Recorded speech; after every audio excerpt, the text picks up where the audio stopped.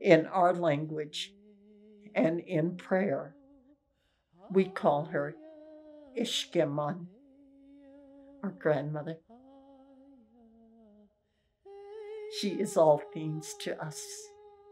She gives us a place to live. She provides us with the water of life, the air we breathe, the warmth to make life grow, and the light that keeps us all warm. And it saddens me to see the kind of desecration that has occurred and is continuing to occur.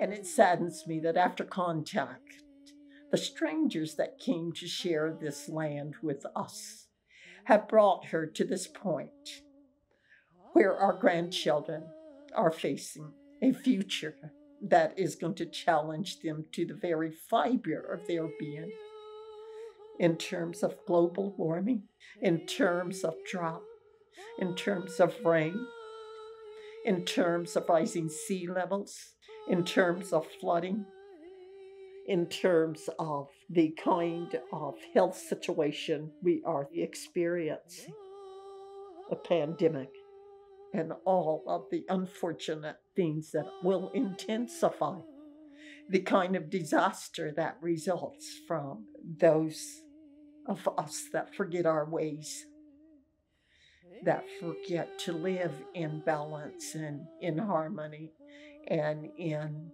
an honorable, reciprocal, loving relationship with this grandmother, mother that we call Earth.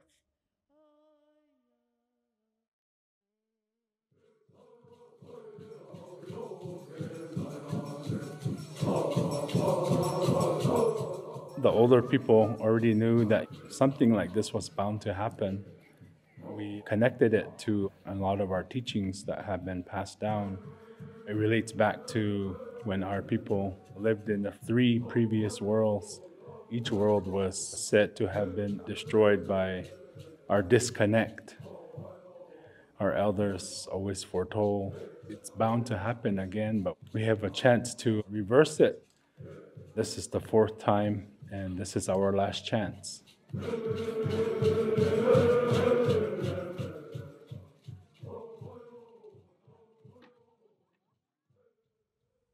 We do a lot of prayers. We do a lot of songs to protect ourselves, to protect our lands, to protect nature, to protect Mother Earth and Father Sky, and all her children. Our neighbor friends who have come have forgotten the land and what it provides, destroying homes of our animals, homes of our people, and don't realize that we have opened up Mother Earth. We have opened up into her core, into her roots, where there's blessings that were done, songs that were taken care of for things like this. The current state of Mother Earth is exactly the description of the Hopi Prophecies. As Philip Deere would say, we've arrived in the direction we've been headed. Mother Earth has had to work to rebalance herself. The impacts of the human beings have made it such that all of her systems have been invaded by a consciousness that isn't ours as Native people. Water is not adjudicated fairly. Land is not. That has caused the second problem, which is the climate change and the misuse of the natural world elements and the devastation industry has brought to the earth itself. What I've witnessed in my short 60 years on this planet is acceleration. A lot of change from the way as a child that I remember growing up living off the land to a society of convenience. There's a huge disconnect now People are no longer connected to the land. We've tripled the population in a lifetime, my lifetime. We've poisoned the water, we've polluted life. There was an old chief from the West Coast in the Northwest, and he said, there'll be a day when we cease to live and begin to survive. And he said, our brother will suffocate in his own waste. The capitalist way of thinking has raped the earth, digging up the raw resources of fossil fuel, using in a way of abusing. In this world of capitalism now, what has value? When man takes an action without thinking of that action, that a tree has only value when it's cut down, milled up, and logged off. It has no value standing. Native cultures and native thinking and native philosophy has no value because there's no way to sell it. Our grandparents have wanted nothing more than for us to walk along on this earth, heeding the teachings of our ancestors who were first to come to this land, who love it, and to see all life as sacred relatives so that we can maintain the future. The only way to correct our direction that we're going in now is, of course, to change the values that have been driving the earth. Instead of the values of commerce and money, then we have to think of the values of the natural world and of equity for all life.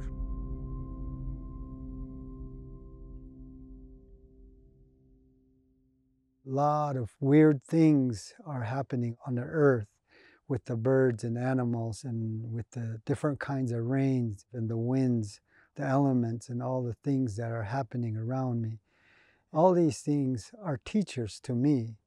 And when COVID was heard on the radio for the first time by me, I said to myself, that's in our prophecies also.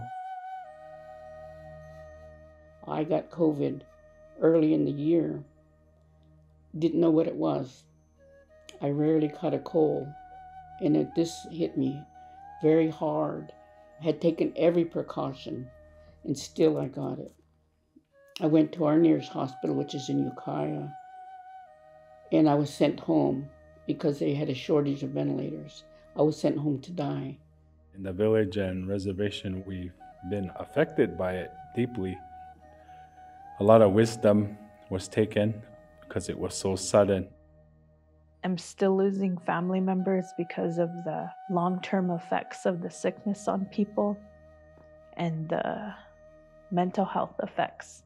I can't feel sorry for myself because every family, every child, every grandchild lost a family member, lost somebody who was close to them.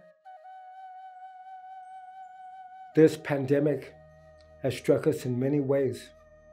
We've lost many of our speakers, and this is globally. The state of our native languages is dire. An elder is a library of knowledge. No, wait, Pashot. We need to take care of them, because when they leave us, it's like that library burning down.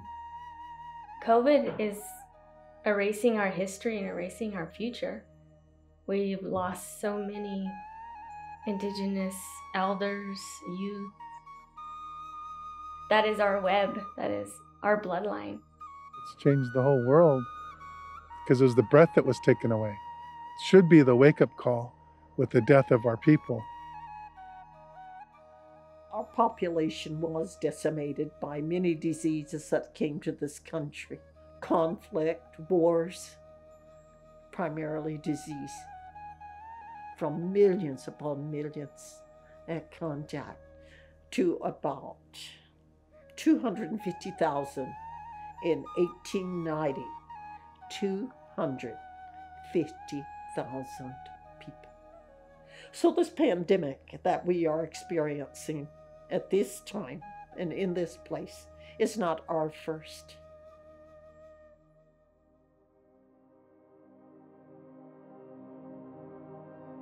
One of my friends made these Christmas can jar things. She had a box of them and she said, I made these for all my friends who lost their moms.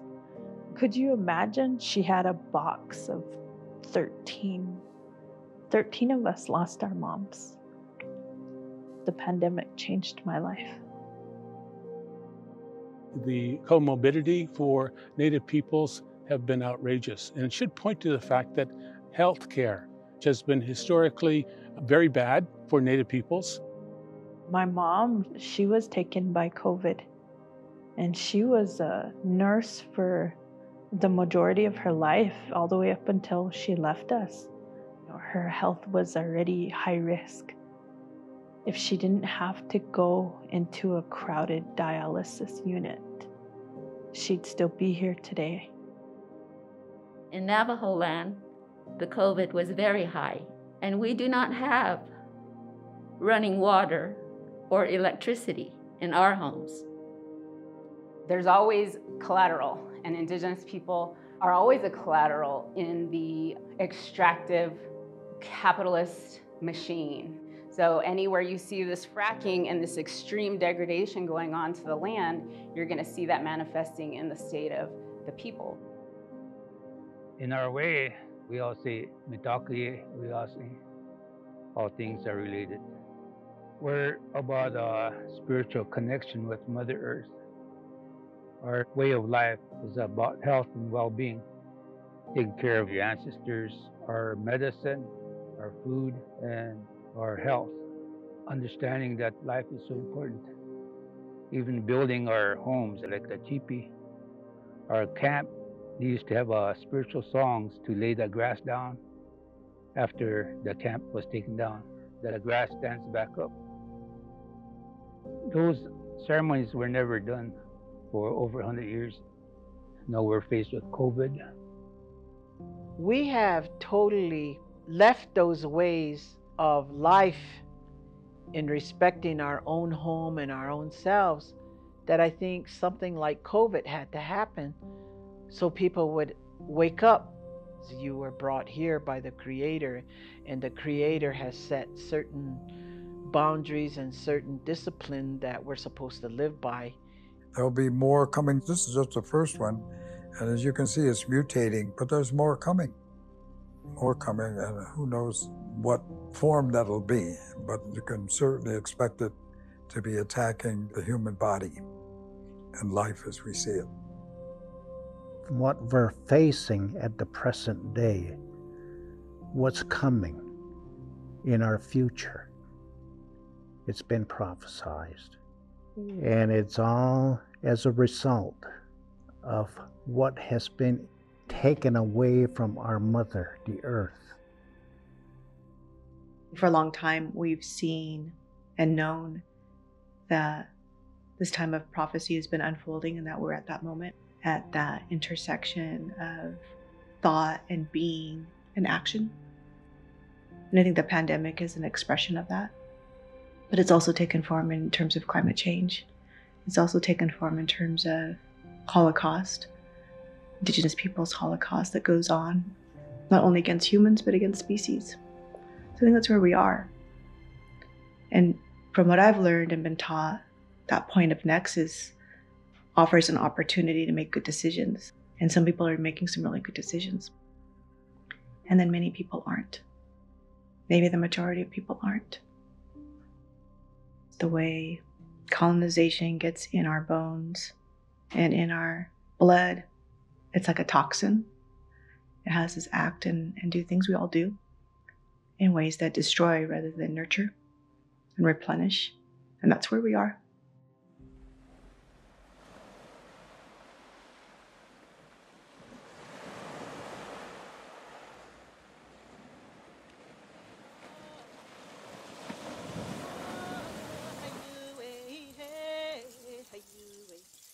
I grew up along the Klamath River, and the redwood trees are close relatives.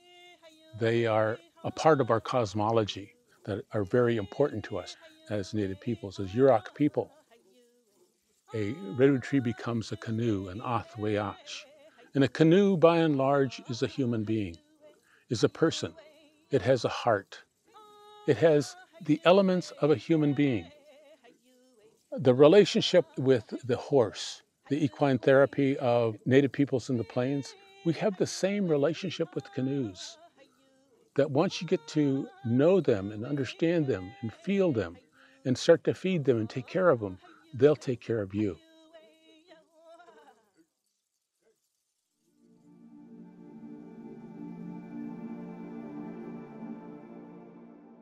There's been layers of change, some really alarming. The medicines, how they hide on us now, that are hard to find now, if at all. And also when we go into the mountains to go berry picking, the berries are more scarce. For me, the witness has been that we've forgotten. I want to teach my grandchildren and my great-grandchildren how to gather these foods and how to dig these roots and how to use these things. But they're becoming scarce now. We can't hardly find some anymore. There's fences that are going up where the farmers don't want us to go in there to dig our roots. We have to believe in those people that have been on the land for thousands of years, that know how the water has reacted, that know how the land has reacted. For us, when the hardiest of corn seed cannot grow anymore, that is a sign. To lose the corn seed is losing a relation. To lose water is losing the water spirit. We are a part of the water spirit. When we die, we join the water world. That's where our spirit goes. Our foods are experiencing, like we're experiencing a pandemic. Some of our trees are also experiencing sickness.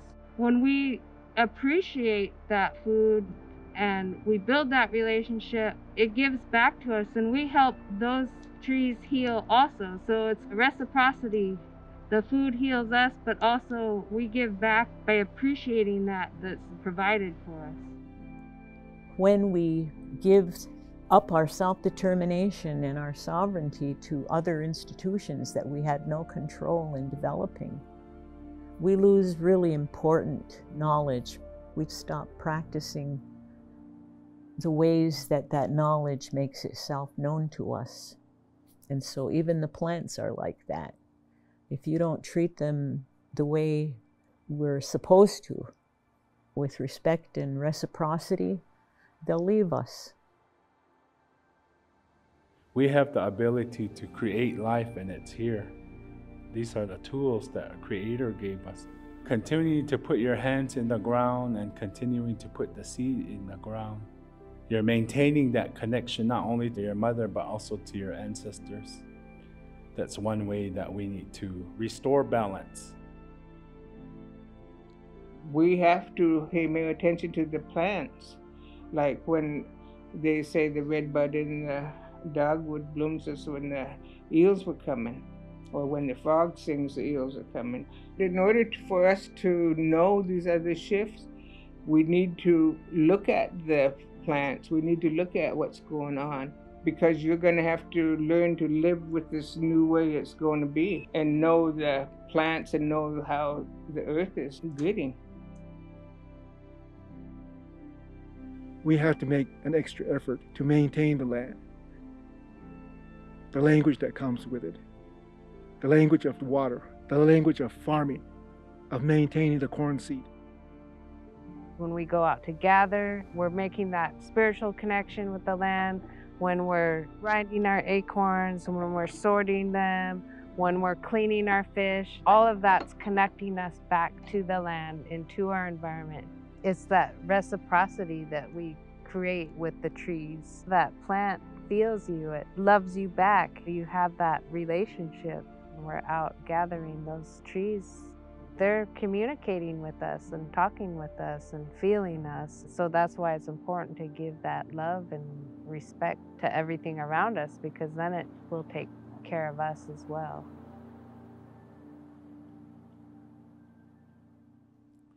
Shiantiki chumomoloki wash. Shiantiki chumomoloki wash. Indigenous wisdom has been lost and oppressed through colonization in many ways. There's a lot of laws that were introduced to prevent people from spreading that knowledge. It was in laws that prevented us from practicing our ways in the sheer numbers of the people that were lost, and also in the stealing of the children. The knowledge can't be transmitted. We don't have our kids. The knowledge can't be transmitted if someone is murdered. It became almost a way where it was just sheer survival. Just to eat, just to be, just to survive the policies that the government brought. Through colonization and through the processes of removing Indigenous peoples from their ancestral lands, from their ancestral territories, and putting us on reservations, stripping us of our culture, of our ways that we practice ceremonies and our traditional land stewardship practices to protect and really care for Mother Earth, has led to a domino effect, which is why now we're seeing these detrimental effects of climate chaos. You force the people, if they have no land, they can't carry on their traditional ways. If they can't go out and gather their traditional foods or fish in their traditional ways, communal living, that sense of being, the sense of maintaining your values was lost also. Colonization is to go to a place, you have power, you have guns, you have horses, you have an army, and you go somewhere to take the resources. That's really the essence of colonization. It gets disguised as other things, so we want to civilize people, we want to Christianize people, but the true basis of colonization is to take away from people who already have it. And the power disparity, it's immeasurable. And that's what happened here in California and many places in the world. And it keeps happening. It hasn't stopped. The issues of climate change, the issues of resource extraction and exploitation, missing and murdered Indigenous women and young girls and people, they're connected in a lot of different ways. You can look at the desecration of land, desecration of resources, as a metaphor for also the desecration of Indigenous women and girls and their own bodies. When you look at the overarching structures of colonialism, of colonization, Indigenous people, Indigenous bodies are seen as resources meant for extraction. Many years ago, a lot of us died from diseases and religious ideologies and terrible practices. It was a genocide that was visited upon us and a lot of Native people throughout the country and throughout the world. And we were removed from these places that was our home, not just our homeland, but our home. And still there today are village sites, ceremonial sites, cemeteries, and many other important places. Wonderful cultural landscapes, and we need to be reconnected with those places so that we can feel the power that comes from there that people have tried so hard to keep us away from for so long.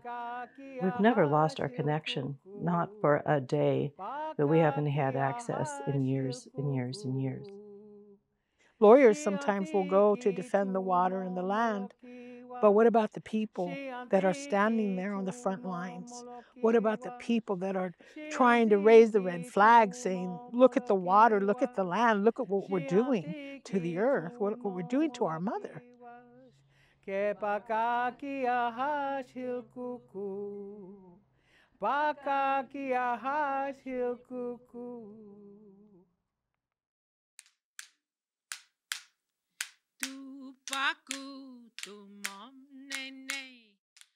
We do our part to maintain the sanctity of our first mother, the earth. The way that we help to keep this earth alive and this world functioning and balanced the way it was created. We were given our ceremonies, whereby we renew ourselves as sanctities, the people with like hearts. We do a lot of dancing. We do a lot of singing. and we do a lot of ceremonies. Those are Thanksgiving ceremonies. They're ceremonies to be thankful for what is here. They instruct our people, they instruct our children, they remind us of the powers and authority of nature itself. The Western world is not our way of life. Our way of life is where our strength lies, because we carry the blood of our ancestors in our body, in our mind, in our soul, in our heart. Our ontology holds that everything is fundamentally spiritual in nature. We were blessed with sacred teachings from Creator. He sent all the tribes, holy people, deities, and working with the spirits and Creator, they made this physical world around us out of the spiritual world. When we go back and look at those teachings, they give us direction. Spiritually, we know everything's connected. The more that we speak up for the salmon and for all creatures, the butterflies, whatever it is, we can't go wrong. One of our great leaders, he said, Tuhulhutu, the earth is my body. I come from this land. And he talked about how the bones of Mother Earth and everything were a part of him. And when we die, we go back to our mother. We have critical decisions to make about the climate crisis, about each other, about the love we're going to show each other and all of our relatives. So in our language, when we talk about relatives, we mean marine animals. We're talking about the four-legged. We're talking about the birds in the sky. We're talking about the snakes. We're talking about the bugs. All of those relatives have a right to be here. It's not just us. It's not just us. The elders said that we have to pray. It's not one day. Every month, every year, there's something that has to be done. Either going after medicine or doing some kind of ceremony. There's a lot of teachings. The laws keep that circle, Changleshka Waka, the 4 seasons going. We have very strong belief in the spiritual beings and the life on the other side. Very old, and many and much ceremony regarding that. The beliefs has helped us to survive, and of course the lack of it with our industrial brothers and sisters just leading us right where we are right now. That Changleshka Waka, that circle of life, there's no one person higher than the other. We're asking people all over the world to stand with us in prayer. All nations, all faiths, one prayer. Because Mother Earth is sick and has a fever. But it's going to take all people to stand together.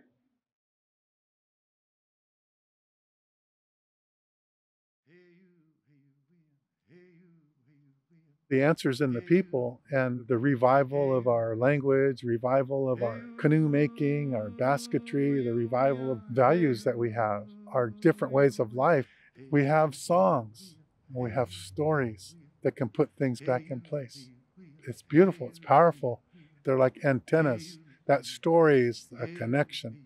That feather is a connection. That song is a connection. But it's here. You are the main one.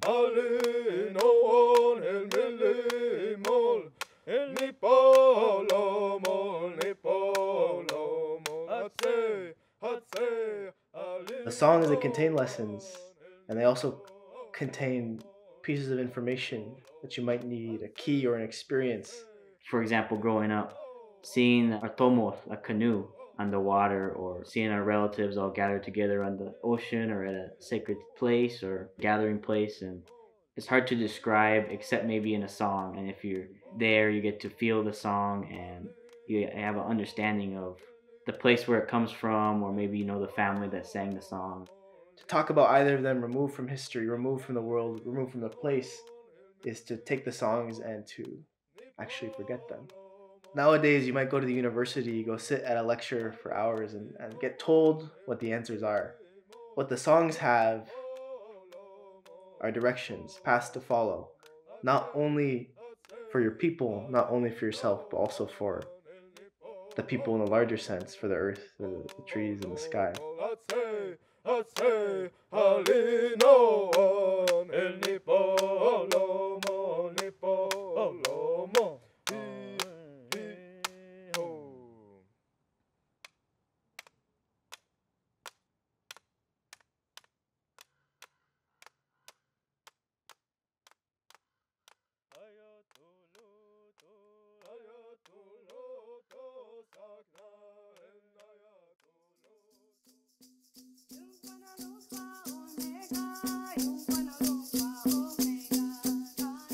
told them, I made this earth, and this earth is a female. This earth is your mother, the earth. She is the mother to the animals and to the humans and to the vegetations and to everything that lives. She is the mother to all of you.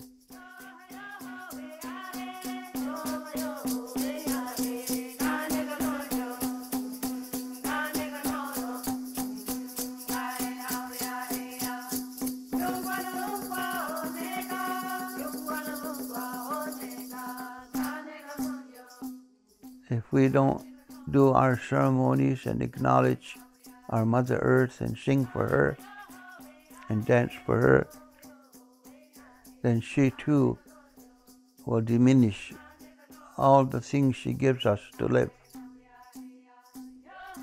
Even the waters and the rivers will not be there to quench our thirst.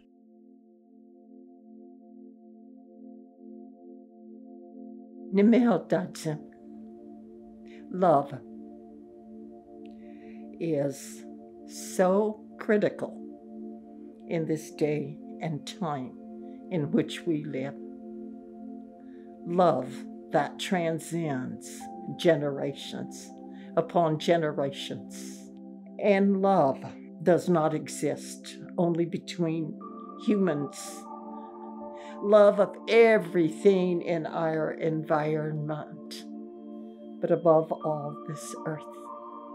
A grandmother whom we were all expected to love just as our grandparents did, to have a reverence for all life, knowing that life transcends us as human beings, and that we as the Khama Watstanil, the indigenous peoples of this land, were placed here to keep our grandmother, the Earth Company, but above all, to protect her and to keep her safe from all that now endangers her. The elders say that nothing is created outside until it's created inside first. And if we want peace, we have to become peace. If we want love, we have to become love. The elders say that the most unselfish thing that you can do is to heal yourself. That when you embody at the cellular level faith in life processes, faith in the universe, faith in a whole, the maker, faith in Mother Earth, faith is not a thought. It's what you do that is the faith. And that when we're in that kind of faith, we are becoming the real human being. Walk in beauty is what they say in Navajo. What does it mean to walk in beauty? You have to watch where you step. You have to watch how you step. And we have to understand that we are a part of the environment. We are the environment. Pray for the land. We pray for the people. We pray for the villages. Everything's about prayer. The river will be our church. You got to lift your thoughts up and use that hope that the oak tree gives us. These animals and these plants, they can teach us. Ne antingot eya. That means it's all up to you. The prayers and songs Creator left for us, they are the helpers. They've been left for us to use for these times. Consult with your ceremonies and with your old people. So that's part of that consultation they have to work with, is that fire, is that mountain, that river. Those stories and the language and the songs, they have that connection. When we bring our medicine together, our feathers, our songs and our stories, then we make spiritual things, and then healing comes. There may be buildings everywhere, but I recognize this is the mother. The earth is mother. And there may be buildings on top, but I recognize that the land is sacred. How do we heal the river? How do we bring the water spirit back to life? How do we become native to a land? It's re-indigenizing, the exercise of our sovereignty again over major chunks of land. And that sovereignty of self-governance and self-relationship to lands will teach people better to understand where they're living and how to live there. And that there is a process of reciprocity and respect for all living things. Not only Native peoples understand that, but we have a responsibility to share it with non-Native peoples. And right now, right in this moment, right at this very moment, we might still have a chance to reverse that course. And Indigenous people already know how to do this. We already have the built-in respect, the built-in responsibility. We come with that. We're born with that. And this is our homeland. This is a place that we know so well and for so long. There's no other earth. This is home. So as a human race, we have to say that we have to protect our mother. And we have to do it now. It's not just about climate change. It's about how do we protect Mother Earth. It's our call as a human race. What's our future? It's all our responsibility. Indigenous or non-Indigenous, that's our responsibility. Any climate change discussion, any climate change activism movement is not complete without Indigenous voices and Indigenous ways of knowing. A large part of it is not healing the land, not healing after generations of trauma, generations of violence. Bring Indigenous issues to the forefront. Think about our youth, think about our future, think about our communities as a whole. What do you leave? What do you leave for the future? But make your decisions upon the generations coming. Those many generations looking up from the earth layer upon layer, each waiting their time.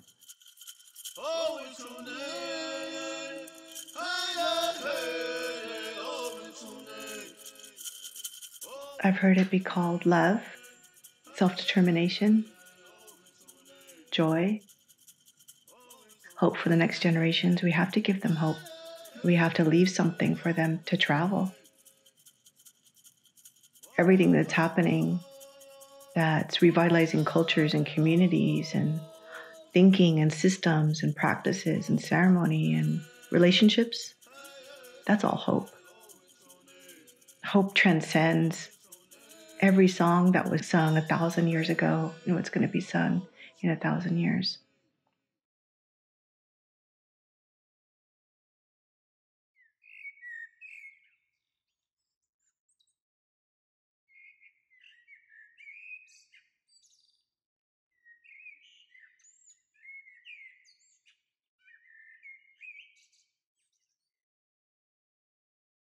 Oh, winaye, me serve yo yang yo ho yo tane. Me serve yo yang yo ho yo tane. Yahweh aye. Me serve yo yang yo ho yo tane. Me serve yo yang yo ho yo tane. Yahweh aye. Ha so yo ta wene yo we a he ha